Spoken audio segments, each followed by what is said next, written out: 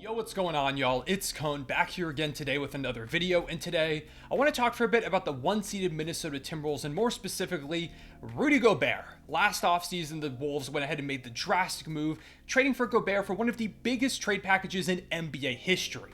When the trade happened, I remember being shocked. We had heard rumors that they were looking for a center to put next to Cat in the front court. I think Clint Capella's name came up a couple of times. I remember Rudy Gobert was alluded to at the very least in some rumors, but I wasn't expecting the trade when it happened. And especially seeing the package, it was shocking. They gave up Malik Beasley, Patrick Beverley, Leandro Balmaro, Walker Kessler, Jared Vanderbilt, a 2023 first-round pick, a 2025 first-round pick, a 2026 pick swap, a 2027 first-round pick, and a 2029 first-round pick to go ahead and get the multi-time depoy over to Minnesota.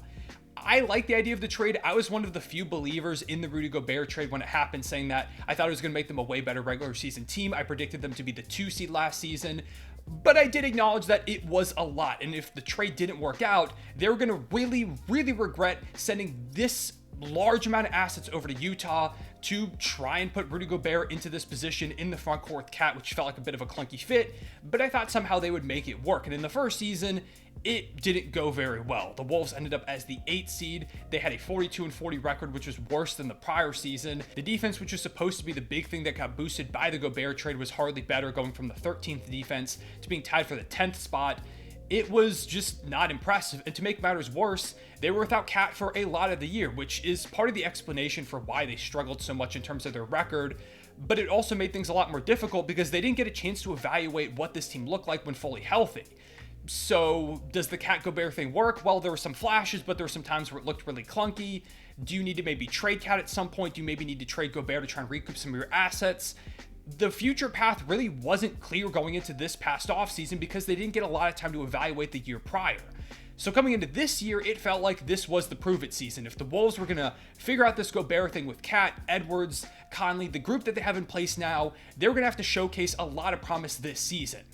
And so far, they've not only shown promise, they've been the best team in the NBA. They're currently the 1 seed in the Western Conference. They've got the best record in the league. And Rudy Gobert very well might be the MVP of this team. He's putting up a pretty typical Rudy Gobert stat line of 13.4 points per game, 12.1 rebounds, 1.1 dimes, 2.4 blocks, on 61.6 field goal percentage. It's typical Gobert stuff, dominating on the boards, being a good play finisher, catching lobs, getting putback dunks. Him and Cat have weirdly had a lot of chemistry in terms of lobs this season. I think I saw some stat that they're one of the more efficient lob duos in the entire league, which is ridiculous to even say, but he's been pretty good for them on that offensive end. And then, as usual on defense, he's been a monster. He's back to being the best interior defender on the planet. After kind of a down season last year, it feels like he's really found his comfort zone now here in Minnesota, and he's having one of the most impressive defensive seasons we've ever seen from him, which is wild to say for a 3-time depoy. He's anchoring the Timberwolves defense, which is number 1 on the planet right now, and it's by a substantial margin. They lead the Boston Celtics, who have the 2nd best defensive rating by 2.2 points, which is tied with the 2020 Milwaukee Bucks for the biggest gap since the 2015-16 Spurs, who were a historically great defense. I made a full video on that team, by the way, if you want to go check that out. But this defense is leagues above everybody so far throughout this season. And it's not just Gobert, like Jaden McDaniels has done a great job. Anthony Edwards has stepped up. Cat's been serviceable on that end. You've got Naz Reid who's holding his own. Like, this team is really bought in defensively. But without Rudy Gobert, none of it works. If you want a good example of this, last night's game against the San Antonio Spurs is perfect. The Spurs have been one of the worst teams in the league so far. They have just 3 wins on the season. They've been a disaster on both ends of the ball. It should theoretically be an easy win for a Timberwolves team that, again, is the best team in the league so far. But the Wolves only won by 8 points, and the Spurs had a second half lead of 8, led for a bit in the 4th quarter. Anthony Edwards shot 4 of 17. Mike Conley shot 3 of 15. Naz Reid shot 7 of 18. Cat had just 14 points with 6 turnovers. And as a team, they turned the ball over 14 times. It wasn't a good recipe for success even against one of the worst teams in the league. This is a game that most teams would lose, but the Wolves didn't, almost solely because of Rudy Gobert. His stat line was impressive on its own. 12 points, 20 boards, 2 assists with 2 blocks on 7 of 8 shooting. Like, any player having that game, that's a really good one, especially when you consider the fact that 5 of those rebounds were offensive, and they came at really critical times when the Wolves needed to shift some momentum. Gobert was fantastic, but the more that we dig into this game, the more that you see his true impact and just how important he was to them winning this game, which really has been a theme on almost any night. On the other side, the Spurs started Victor Wembanyama and Zach Collins, 2 pretty solid offensive bigs, and they both really struggled. They combined for 10 of 33 shooting for just 24 points. Whether they were trying to shoot threes, they were attacking from the mid-range, attacking down low, it didn't matter. Gobert was holding things down wherever he ended up on the court, and just against everyone in general in the paint. If someone drove in on Rudy Gobert, he was swatting them away, deterring the shot, affecting the shot. He was absolutely a monster in this game defensively, and I think it really shows when you take a look at how the Wolves played without him on the court tonight. In the second quarter, Gobert got into some foul trouble, picking up foul number 3, less than 3 minutes into the quarter, and he didn't play the rest of the half. Chris Finch saying, okay, we're not going to risk Gobert, we're going to save him for the second half, and just try and survive without him for now. Well, the Wolves had a 27-23 lead when he left. They were up 4, and by the end of the quarter, they were down 7, 53-46. That's a 30-19 run by the league's second worst offense without Gobert out there on the court over that stretch. They were getting eaten alive by Spurs pick and rolls, which have not been an effective form of offense at all so far this season. But against this Wolves team that didn't have the rim protector out there, it was money every single time. And it just wasn't in this stretch. Every time Gobert left the court in this game, the Wolves were getting obliterated. This shows up most clearly when you take a look at Rudy Gobert's plus minus in this game. Now, single game plus minus can be very misleading at times, but this is one case where it tells a story that was very evident from watching the game. The Wolves win this one by 8 points. Rudy Gobert in an 8-point win was a plus 31. That's unbelievable. So the Wolves were a minus 23 in the non-Gobert minutes against the 3-17 San Antonio Spurs. If Gobert wasn't out there, the Wolves weren't making anything happen. And when he was out there, he was cleaning up every single defensive mistake that the team made. He was deterring everybody away from the rim, locking up the big men on the Spurs side. He was cleaning up the glass as well because the offense was also really bad. He was grabbing those offensive boards, finishing plays with some dunks, some alley-oops. Like, Gobert was easily the best player on the court tonight. Wasn't even close. Any moment that Gobert wasn't out there, the Wolves looked like a complete disaster. If you haven't been watching the Minnesota Timberwolves this season, which I highly recommend you do, they're really, really fun to watch, and just want a taste of how good Gobert has been, like you just want to understand the hype, watch this game. This game was a perfect example of how drastically better they are when Rudy Gobert is out there and how impactful he's been on any given night. He might be their most impactful player this entire season. I know Anthony Edwards has been great, but when I take a look at how the Timberwolves win, which is by a majority of their defense, their offense has been pretty shaky so far this season, I think Gobert has been their MVP so far. Every time they face a star big man as well, he steps up to the challenge. He did a great job on Chet, and I can say that Thunder fan, he played the best defense on Chet that I've seen this entire season. Chet has been amazing so far to start the year, but Gobert had him questioning everything. He was really hesitant on jumpers that he typically takes, on threes because he was afraid that Gobert was going to get a great contest or block the shot around the rim. Chet looked hesitant as well, which the Thunder just did in general. And as a team that typically likes to drive inside a lot, Gobert did a great job of preventing them from getting to their bread and butter. It was just an all-around defensive masterclass, and it's not the only time he's done this. Against Domantas Sabonis not too long ago, held him to under 50% shooting against the Denver Nuggets earlier in the season.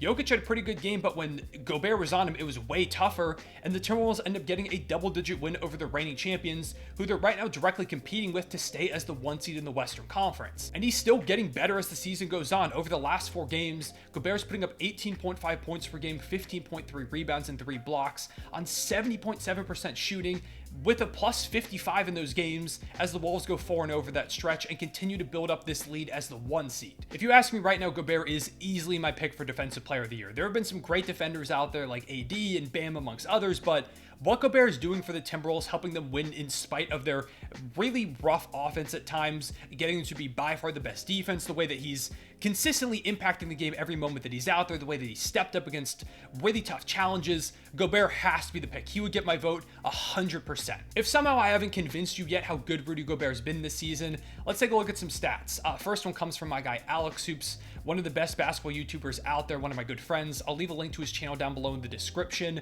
Pretty sure he's dropping a Timberwolves/Gobert video here soon, so definitely make sure to go ahead and check that out. But with Gobert off the court, the Wolves' opponents attempt 32.2% of their shots at the rim, which is about in the 50th percentile, so dead center in the middle of the pack.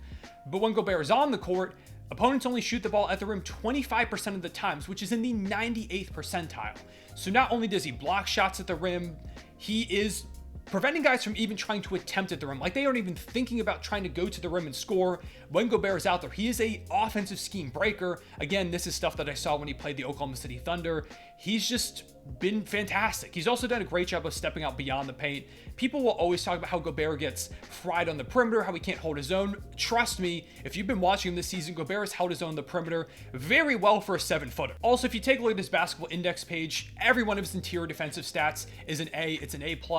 He's in the 97.7th percentile for percent of shots contested at the rim contests per 75 possessions, 91.1%, blocks per 75 possessions, 98 percentile, 97 percentile for his block rate when he contests shots.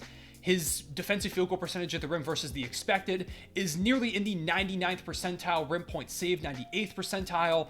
Everything that he does on the interior is way above the average. It's the best in the league. He's the best interior defender. He's the decoy. Again, don't even really know if it's a debate right now with the way that he and the Wolves are playing on the defensive end. To sum it all up, Rudy Gobert has been very good and one of the most impactful players in the entire league this season. Which brings us back to what we talked about earlier, the reaction surrounding the Rudy Gobert trade. Ever since it went down up until coming into the season, the discourse was that this was maybe the worst trade of all time, that it was a massive mistake, that the Wolves got fleeced, that they had ruined their chances of competing whatsoever in the Anthony Edwards era, and that they were going to have to trade Gobert immediately to try and recoup assets for what was a disastrous decision.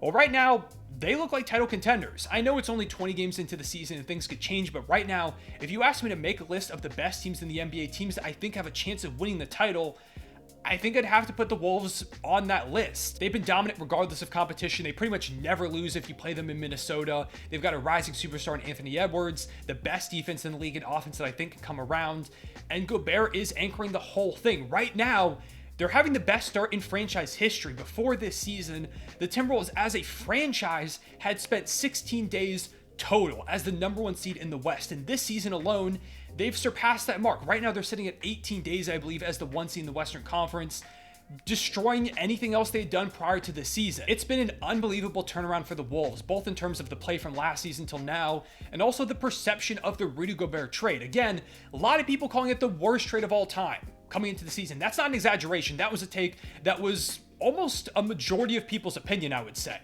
And now they're playing some of the best basketball that they've ever played. They're dominating and Gobert looks amazing. And now a lot of people realizing that, hey, that trade might not have been that bad, and they're seeing the vision the Wolves are going for when they made this acquisition. I will admit they still did give up a lot to bring Gobert into town. They gave up a lot of picks. That 2029 first-round pick in particular is kind of scary because that's 6 years into the future still. They gave up a great young player in Walker Kessler. Keontae George already came out of that trade, and I think he's going to be really good. So they did give up a lot, but in my opinion, any trade that results in a title is worth it. And I'm not saying the Wolves are going to win a title, but they've put themselves in the position to seemingly at least compete for one. And that's a massive jump for this Wolves franchise that has very rarely been in this position. Since the Wolves traded Kevin Garnett, we have not seen a Wolves team that's come anywhere close to this level that the Wolves are playing on right now. And if they just sustain this and be one of the best teams in the league for a few seasons, those draft picks don't end up really good or anything like that, this trade might already be a win. And if they win a title, that is a bona fide win. Again, in my opinion, you win a title, regardless of what the trade was, you could have given up your entire franchise. It was worth it because that's what we play the game for. We will have to wait and see over the next few years with how those draft picks end up turning out and how the Wolves perform to really say who won this trade. But with the way Rudy is playing and how good the Wolves are, I think it's safe to say that this probably isn't the worst trade of all time like a lot of people are trying to say. But probably my favorite part of this whole thing has been Rudy Gobert just proving people wrong left and right. He's gotten so much disrespect for really no reason, despite being one of the best rim protectors, not just of this generation, but of all time, a multi-time defensive player of the year. He feels like a guy that people should be way more fond of, but because of a couple of moments here or there in the playoffs or a couple of viral clips, people think that he's overrated, that he's a disaster, that he can't contribute to a winning team.